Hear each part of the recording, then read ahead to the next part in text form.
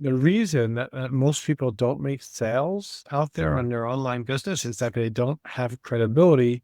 In other words, that could be nice enough, friendly enough, but they lack credibility. And we're going to talk about how do you fix that lack of credibility? What does it take? A lot of people confuse trust with credibility. And to me, they're related, but they're different. Trust is more of a personal thing. You can build trust in your business with the people, with your tribe, with your honest people who know you. You can build trust by doing things like keeping your word, doing what you say you're going to do. Don't be in it for the money, or you really care about helping people. You over deliver whenever you can. Those are all aspects that build trust. Okay. However, you can be trustworthy and still not have credibility, because credibility is the belief that someone has that you or your products can help them. Different than trust, right? You can be trustworthy and not credible. You can be credible and not trustworthy, although if you are, people will probably go somewhere else to buy unless you're the only source. People don't like to do business with people they don't trust. So there are two different things, although sometimes people equate them. But I wanted to make that definition, that kind of like distinguishing, because you need both. You really do need both if you're going to be a success in the online marketing space. Okay, so that's the first thing. Then the question becomes, okay, credibility is important. I get that. How do I build it? Right? I lack credibility. How do I build credibility? And this is one of those things where I think AI is good for a lot of things, but sometimes it can give you misleading results in your questions. So I went on the ChatGPT and I said, hey, I'm an online marketer. I'm struggling online marketer. I lack credibility with my prospects. How do I change that? How do I grow my credibility? How do I build? And ChatGPT gave me the kind of the accepted answers that most people would say. So let me tell you, it's a top 10 where when I asked that question to ChatGPT, right? Provide valuable content, showcase expertise, offer free resources, share testimonials and social proof, engage in thought leadership, collaborate with influencers, provide transparent and honest recommendations, offer personalized support, share success stories, and continuous learning and improvement. Yeah, those are not wrong answers. Those are all correct. Those will help you build credibility.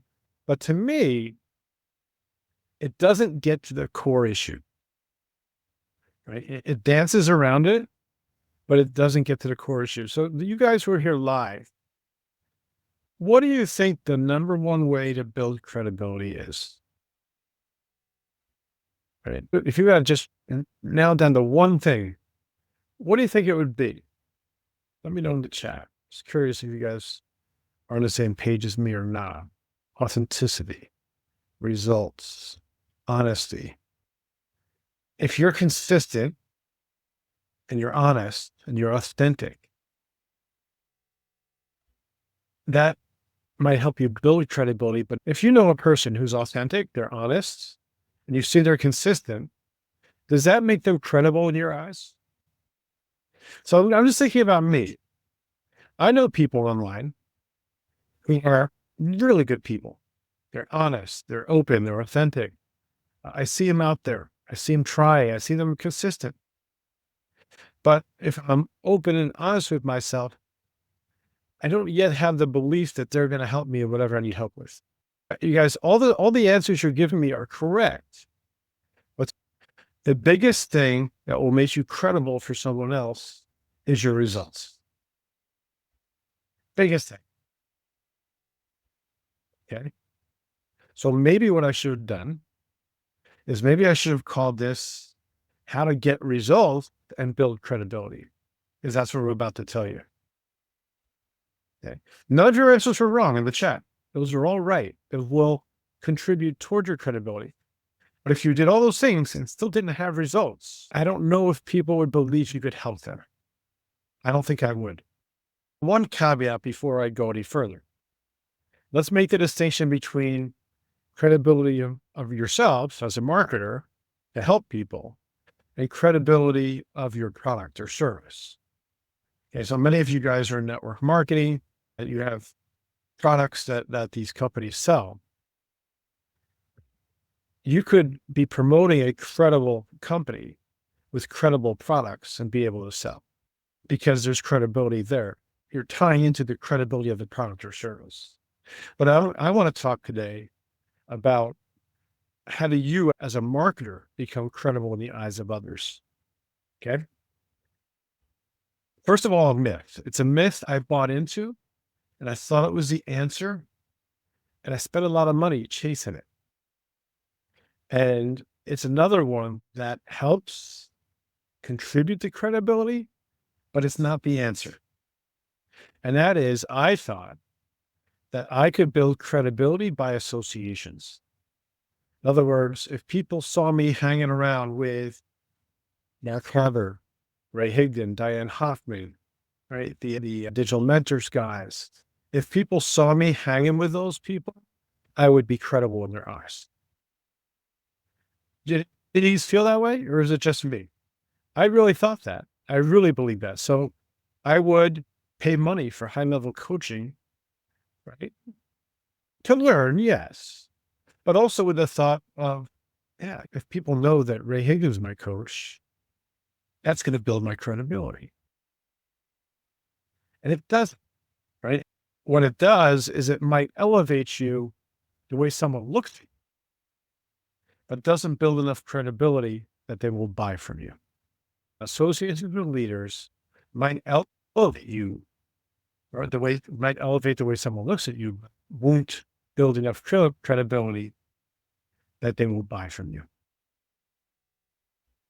Results is the most direct way I know to build credibility. So let me give you some important concepts around getting results.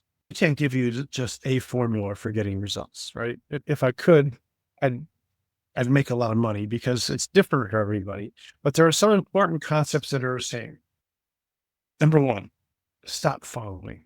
Please stop following people. Stop thinking that other people are the answers to your success. They're not. I promise you, you don't need to be following other leaders around, hoping that they're going to be the answer to your prayers.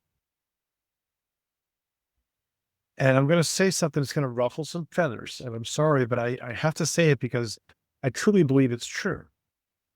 When I go on Facebook and I see a leader posting about another income stream or something else they just found, right? And they say it in the ways that are attractive. They're good marketers. They know how to say it. Hey, I found something. I found something. It's always the same people typing info. It's almost always the same people. And I'm not putting you down if that's you, because I've been there. I've done that. And the mindset is maybe this will be the one. Maybe this person will be the one to help me. Right? You're just throwing up a Hail Mary and hoping that this is the one. And I know that's going to ruffle some feathers because I used to do it. And I'm not putting anybody down because I used to do it. But all I see is people following. At some point, you have to step into your leadership. Nobody's going to appoint you. Say, hey, Francis, hey, Kalalis, hey, Anthony, right? You guys are now leaders. Nobody's going to do that for you. You get to decide when you become a leader versus stay a follower. That's one of the biggest things you can do for results. And you don't have to have results to step into that leadership. Okay? It helps, but you don't have to have it. You can display leadership qualities before you even get results. I did. So stop following is the first one. The second one, this is associated with the first one. Find something you believe in and plant your flag. Please stop jumping around. Right? Find a product or a company that you totally believe in. Plant your damn flag in the sand and build there and put on the blinders and don't let all these distractions come your way every day. They all do. They all hit us. But you got to put on your blinders to some extent and just get to work promoting the stuff that you believe in. Right. And there's no downside to that. Might you miss an opportunity? Maybe. But more than there's 99% chance that will just be another distraction. Info, please. Right. And a 1% chance that you might miss something. Oh, I'll take that 1% chance. I'll put on my blinders. I'm going to go promote this thing that I totally believe in and get to work. It does take time to find things. Yes, Jay, you're right. That's why if you haven't found anything yet you believe in, then yeah, keep looking. But most of the time, what I've found is it's not about lack of belief in the products or services that you're promoting. It's a lack of belief in yourself. That's what I personally found. Yeah, Gladys says shiny objects, right? It does come down to that. And the biggest jump I've made in my business over the last 2 years is this. I put on an extra large set of blinders. I don't even see distractions anymore. I don't allow them. I just don't allow them. And I also get the pitches in my inbox. I get them. I politely decline and I move on. And I never think about it again. Check your belief barometer here. Is it a lot? If you haven't found something you really feel you believe in, is it really that, or is it a lack of belief in yourself as someone who could promote that? Well, two different things. But I, for one, and I think you guys are all the same, I had to believe 100% in what I was selling before I could sell it. It's one of the reasons I failed so miserably in my first network marketing company, because it was a nutritional company. And there were all these testimonials about these nutritionals, really great testimonials. And I don't doubt they were all true. But the fact was, when I took them, I got no change. Nothing happened, nothing negative, nothing positive. I took them for 6 months. I felt the same. I didn't have a testimonial. I didn't have belief. So I couldn't, no matter how many testimonials there were from other people, I couldn't say this thing, I took it and it changed me. I couldn't say it, so I couldn't sell it. So you do have to find that thing, Gene. You have to find the company, the products, the kind of marketing you want to do. You have to find something that you totally believe in. But when you do, become a leader, put the blinders on, get to work, get some results, become a leader, stop following, stop looking at the next thing that people are promoting. Because I promise you, you're just going to keep going down rabbit hole after rabbit hole. And you're going to wake up 6 months, a year from now in the same place you are right now. I don't mean to be harsh, but I really want to get this for you guys, because it struck me right before I came out. I saw another post of someone who I respect. They found another income stream. They're starting another business. Great. And it's the same people looking for information. Same people. And it was so disheartening for me, because I thought to myself, one of these people going to find something? I don't know. I don't know the end. I don't know what happens to them when they say info. I don't know if they join or not. But to me, when somebody writes info, it means they're distracted or they're looking. They're fully looking. But I think most times it's a distraction, hoping this will be the one where I'll get results on autopilot and this person will help me do it. I think that's most of the time what it is. Okay, let me keep going. Remember something about mistakes, right? You know that mistakes are growth, right? You've heard that before. If you're not making mistakes, you're not growing, you're not taking action. All that is true. But the other part to it that I want to drill into is pretty much nobody sees your mistakes except you.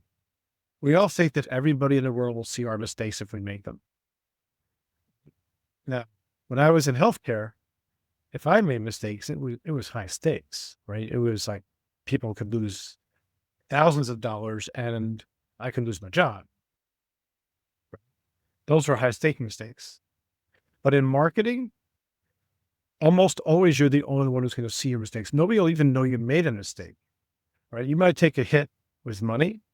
You might take a hit with the time you lost, right? You might have looked foolish in front of one person, but who cares, right? The mistakes are low stake mistakes, but you got to make them to grow.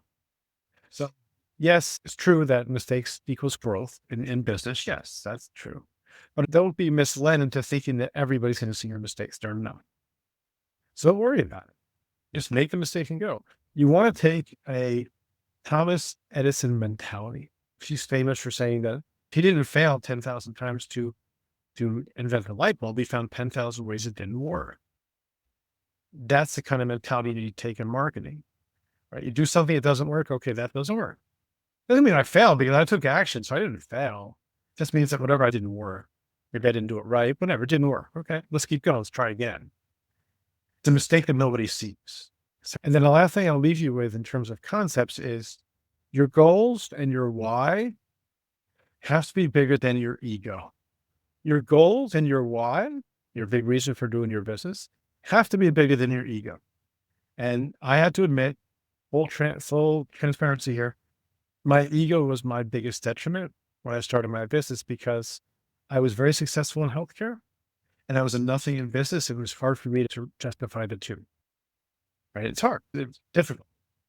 And a lot of times I let my ego get in the way. So be careful.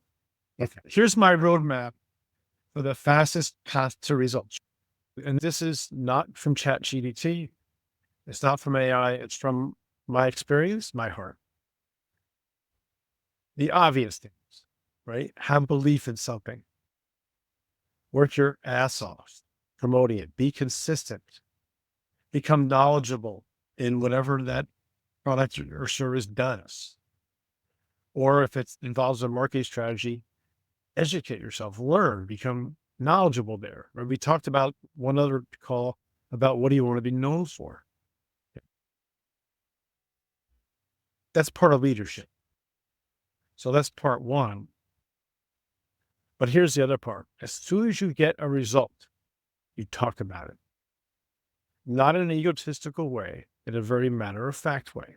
And you can be very self-deprecating, right? You could say, wow, I've been trying to generate leads on Instagram for over a year.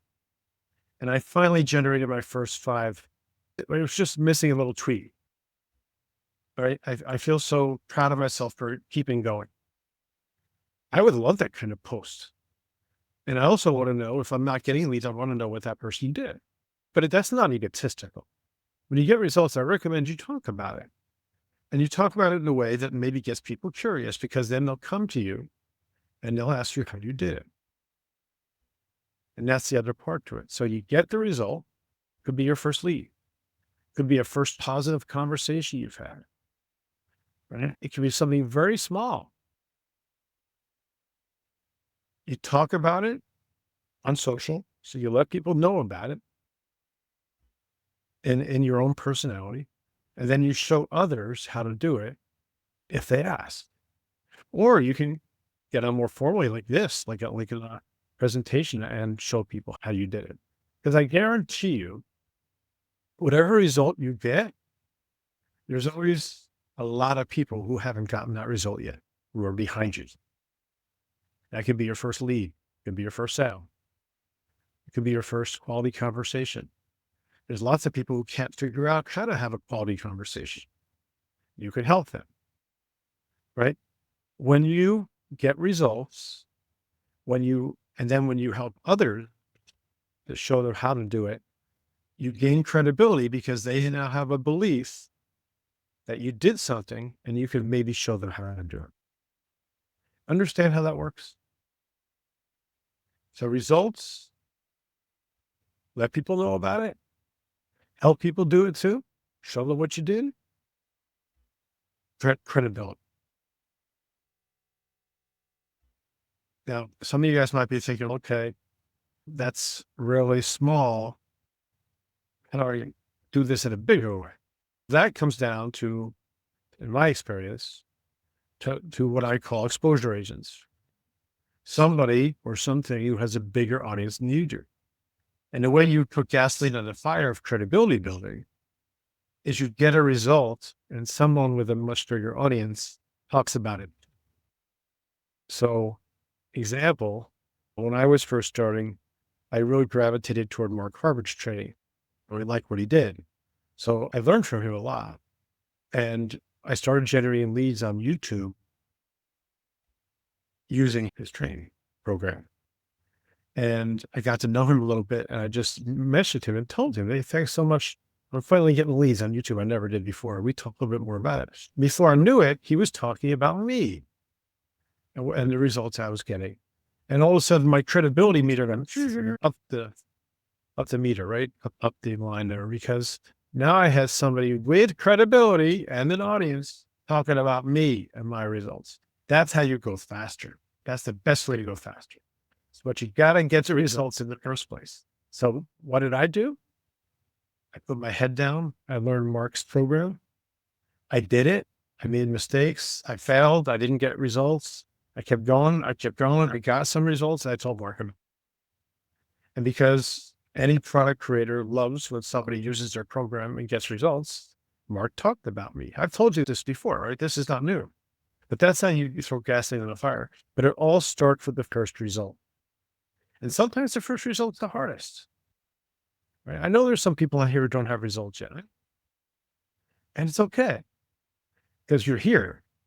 You haven't given up. You're pushing. But just understand results is the key to credibility, right? To selling more. When people believe you can help them, they will seek you out for help.